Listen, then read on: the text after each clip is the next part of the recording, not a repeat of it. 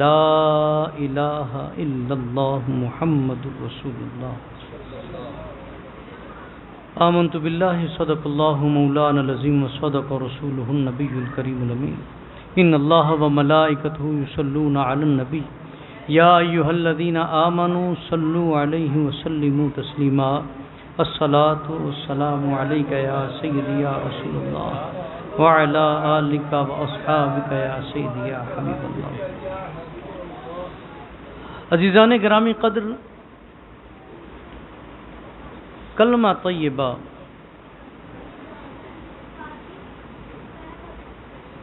اسلام کا پہلا رکن،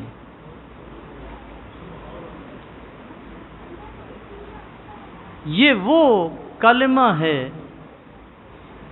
جس کے بغیر ایمان مکمل ہی نہیں ہوتا، اور یہ وہ کلمہ ہے جس کے بغیر پاکستان بھی مکمل نہیں ہوتا۔ پاکستان کا مطلب کیا؟ قانون ریاست کیا ہوگا؟ محمد الرسول اللہ۔ ہمارا ایمان اور ہمارا قانون یہ اس کلمے میں اکٹھا ہے۔ جس وقت ہم اس سے آنکھیں بند کرتے ہیں نا، ہم تباہ و برباد ہو جاتے ہیں۔ پاکستان کا منشور ہے کہ جو چیز بھی حضور کے قانون سے ٹکرائے گی، کوئی بھی قانون ہو، کوئی بھی ضابطہ ہو، اس کو باطل تصور کیا جائے گا اور شریعت مصطفیٰ کا جو قانون ہے وہی لاگو ہوگا۔ جس طرح ایک بندہ مومن اپنے نفس کی جنگ لڑتا ہے، وہ غیبت سے بچتا ہے، وہ چغلی سے بچتا ہے، وہ زنا سے بچتا ہے، بدنگاہی سے بچتا ہے،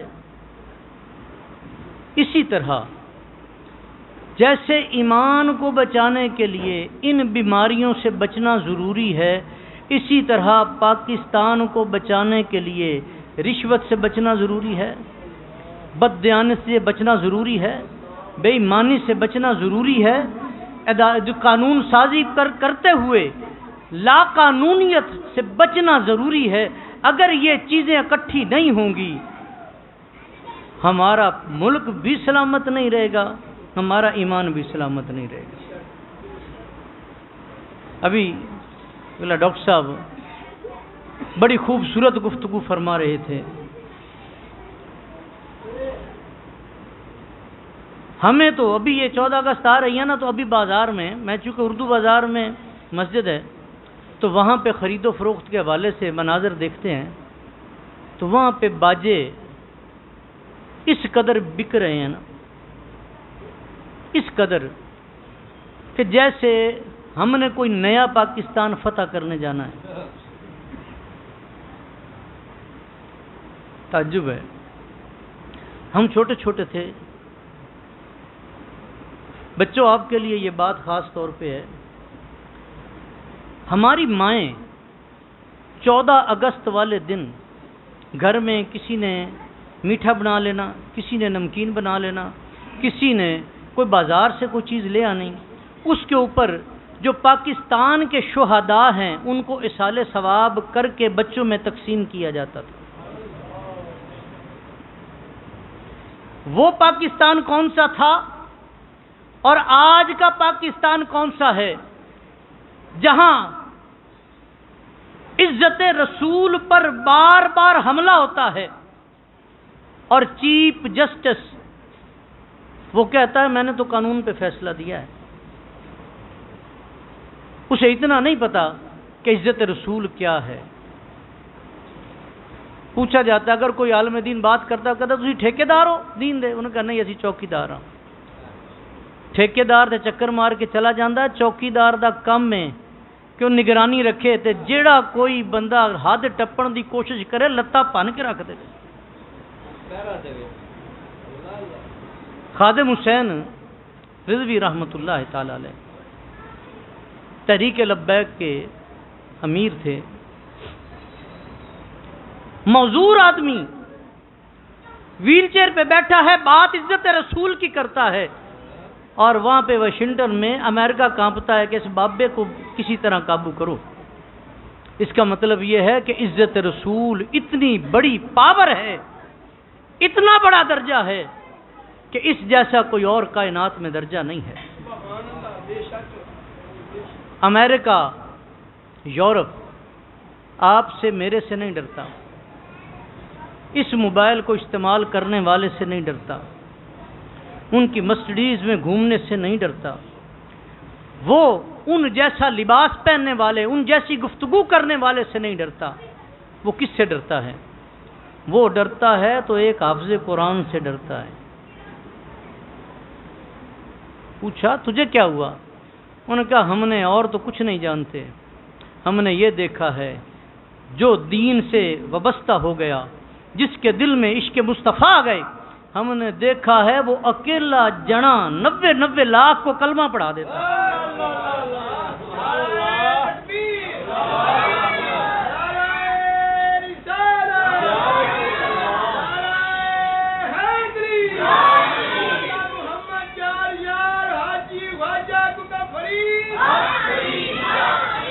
انگریز کا دور تھا، یہ بڑا واقعہ مشہور ہوا۔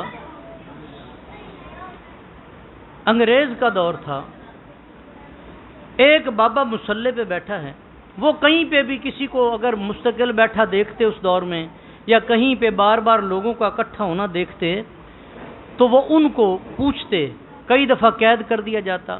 پاکستان بننے میں 70,000 علماء نے قربانیاں دی ہیں، جن کو انگریز نے توپوں کے آگے باندھ کر گولے چلائے گئے۔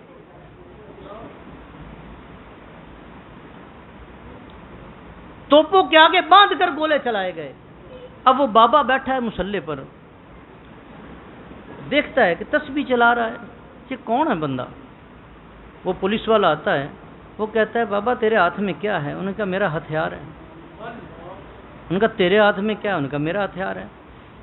انہوں نے کہا تیرا ہتھیار کیا کرتا ہے؟ بابا ہی فرماتے ہیں بتا تیرا ہتھیار کیا کرتا ہے؟ اس نے اسی وقت بندوق پکڑی، درخت پہ بیٹھے ہوئے پرندے کو گولی ماری، وہ نیچے آ گرا۔ انہوں نے کہا میرا ہتھیار زندوں کو موت دیتا ہے۔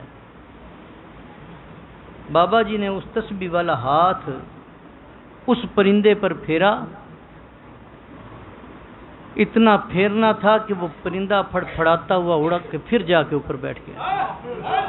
فرمایا وہ تیرے ہتھیار کا کمال ہے، یہ میرے ہتھیار کا کمال ہے۔ وہ ڈرتا ہے تو اس بات سے ڈرتا ہے، وہ باعمل مسلمان سے ڈرتا ہے۔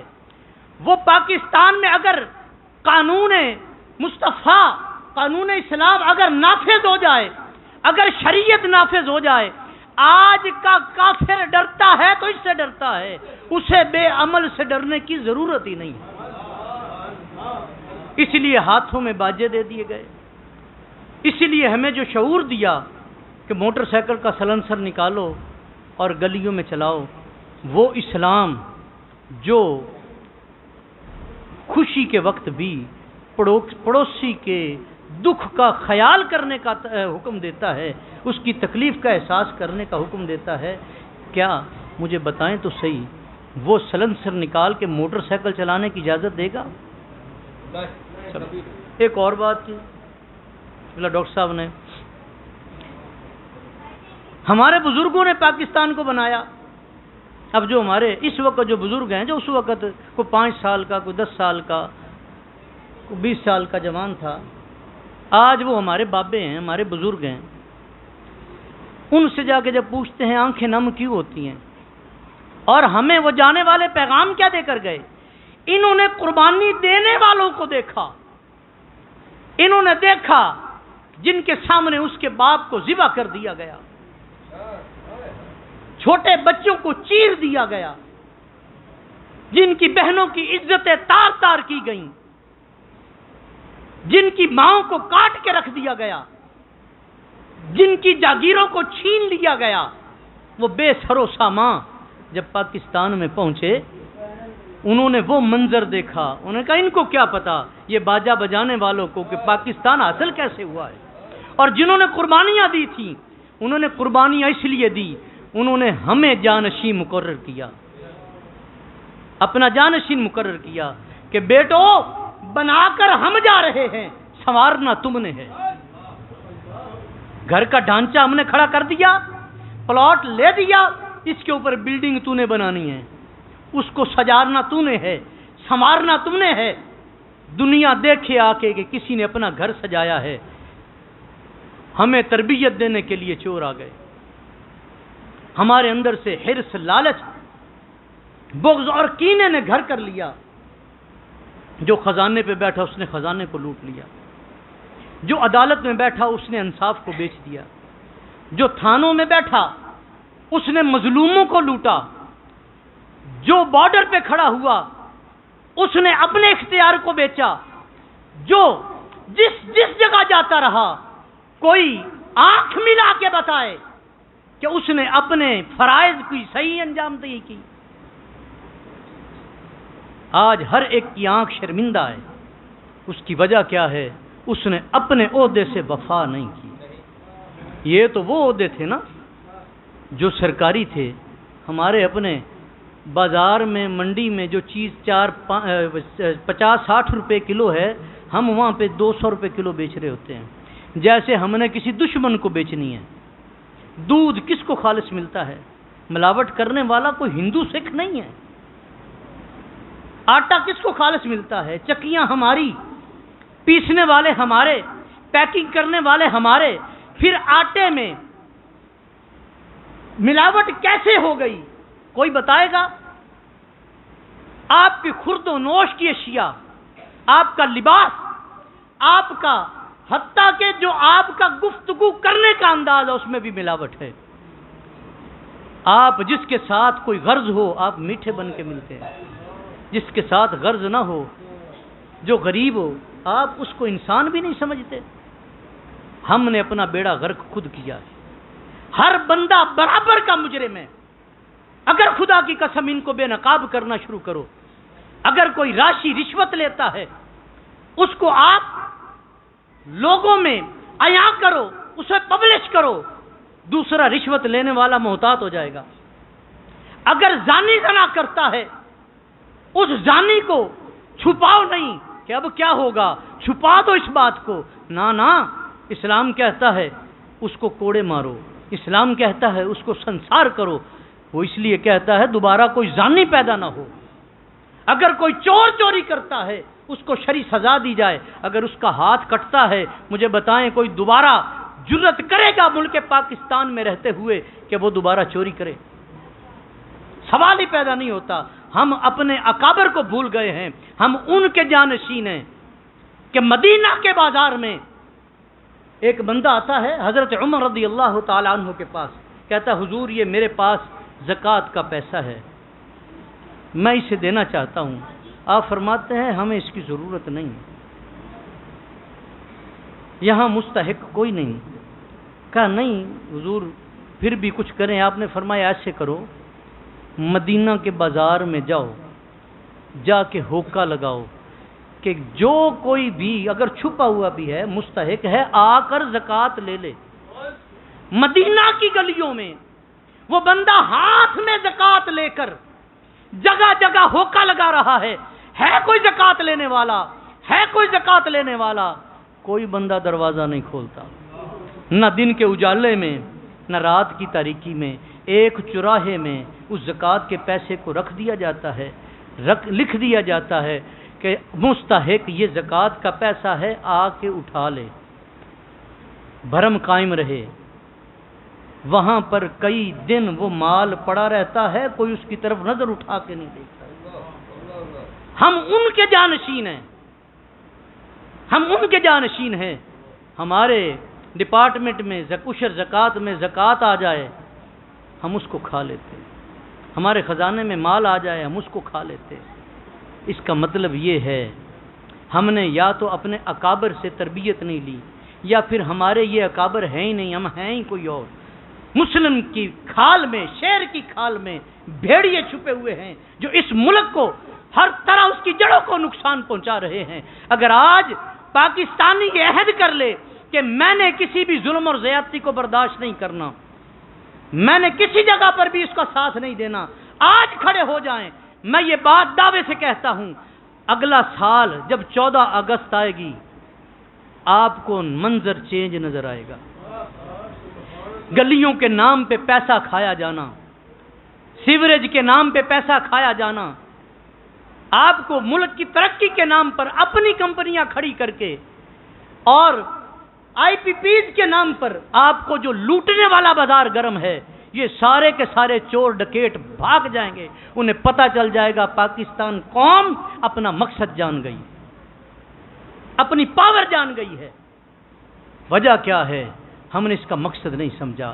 اگر سمجھ لیتے کہ لا الہ الا اللہ محمد الرسول اللہ، اگر ہم یہ سمجھ لیتے، ہمیں پاکستان بنانے کا مقصد سمجھ میں آ جاتا۔